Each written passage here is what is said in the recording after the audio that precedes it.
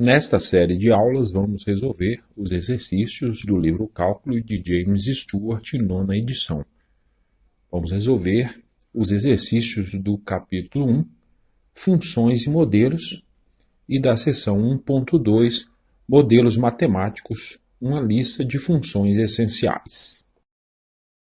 26. Os astrônomos inferem a irradiância, fluxo radiante emitido por unidade diária, das estrelas usando a lei de Stefan Boltzmann.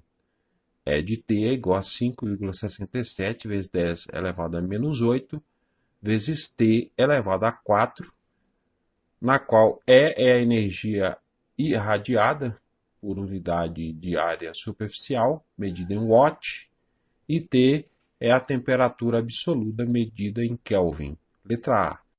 Trace o gráfico da função E para temperaturas T entre 100 Kelvin e 300 Kelvin. Letra B. Use o gráfico para descrever a mudança na energia E decorrente do aumento da temperatura T. No gráfico, no eixo vertical, teremos a energia por unidade diária em watt e no eixo horizontal a temperatura Kelvin. Vamos calcular alguns pontos no gráfico da temperatura de 100 Kelvin até 300 Kelvin a intervalos de 50 Kelvin. Para a temperatura de 100 Kelvin, que eu posso escrever como 1,0 vezes 10 elevado a 2 Kelvin, a energia é, o E de 100 vai ser 5,67 vezes 10 elevado a menos 8, vezes 1,0 vezes 10 elevado a 2 elevado a 4. Então fica 5,67 vezes 10 elevado a menos 8, e elevando a 4, 1,0 elevado a 4 dá 1,0, e 10 elevado a 2 elevado a 4, multiplicando os expoentes, dá 10 elevado a 8. Fazendo a multiplicação, 5,67 vezes 1,0 dá 5,67, e 10 elevado a menos 8 vezes 10 elevado a 8, somando os expoentes, dá 0, 10 elevado a 0 é 1, então o resultado é 5,67 watt. Traçamos então esse ponto no gráfico. Para a temperatura de 150 Kelvin, que eu posso escrever como 1,5 vezes 10 elevado a 2 Kelvin, a energia é, o E de 150 vai ser 5,67 vezes 10 elevado a menos 8, vezes 1,5 vezes 10 elevado a 2 elevado a 4. Aí fica 5,67 vezes 10 elevado a menos 8 vezes 1,5 elevado a 4 dá 5,06 vezes 10 elevado a 8, né? Multipliquei os expoentes. 5,67 vezes 5,06 dá aproximadamente 28,6 watt. E o 10 a menos 8 vezes 10 elevado a 8 vai dar 1. Então é 28,6 watt. Traçamos então o ponto do gráfico.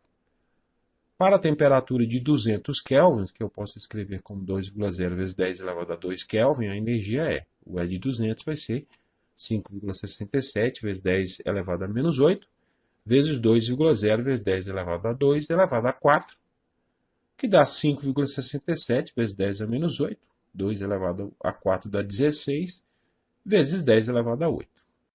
Multiplicando os números aí dá 90,72, e o 10 a menos 8 vezes 10 a 8 dá 1, então fica 90,72 watt.